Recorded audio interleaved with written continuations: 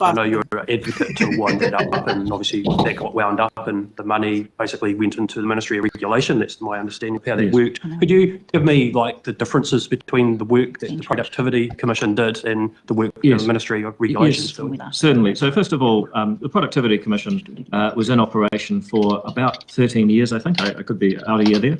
It had an annual budget of approximately $10 million per year. And it produced, I think, some very fulsome, very high quality reports on quite a range of issues.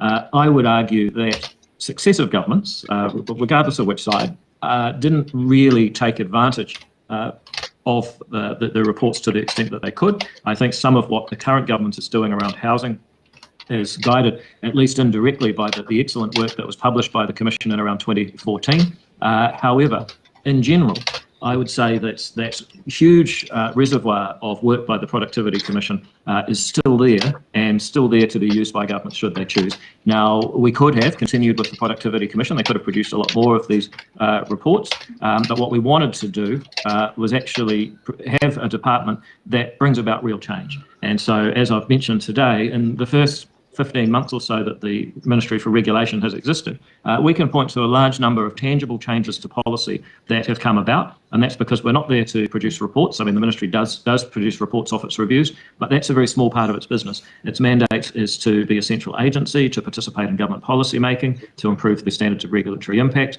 to help pass bills, to conduct sector reviews, to triage red tape tip line. All of these are actually directly making changes in government as opposed to producing policy reports. Okay, I'm going to go. Anyone want to speak to that at all? What is he talking about? The number one thing I found about David Seymour is that he is really talented at generating vague, non-specific answers to questions. Like, he's talking about successive governments did not take advantage of the information in the reports. What does he mean? What? How does he want them to take advantage? Does he want them to go, okay, let's start slashing safety requirements for things? You know, it's like, why can't he be specific? Why is he being a pussy? Have you noticed how there's no mention of him communicating in any way with the representatives of the people or the workers, unions, etc.? Everything's coming out of his mouth is slanted on reducing costs for those who own everything. Yes. I don't see him talking anywhere about any advice or communications he's had with the other people at the other end of the equation who are actually protected by regulation.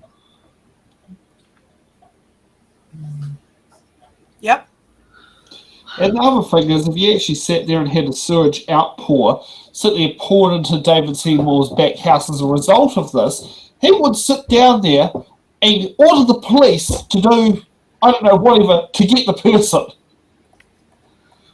I'm just reading through the Law Society submission for this bill, and there's three things that there's multiple things, actually more than three things that keeps being pointed out, and that's I can give it a quote.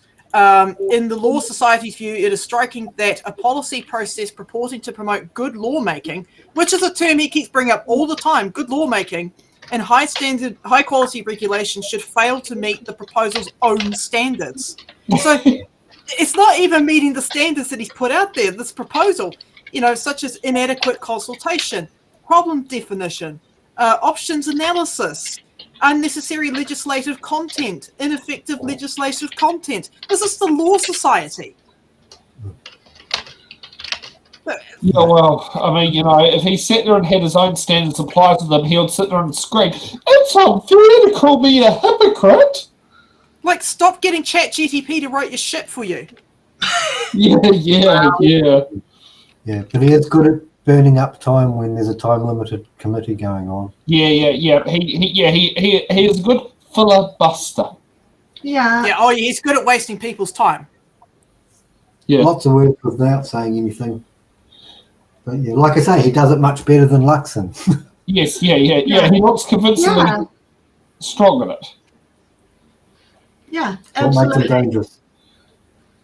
Right.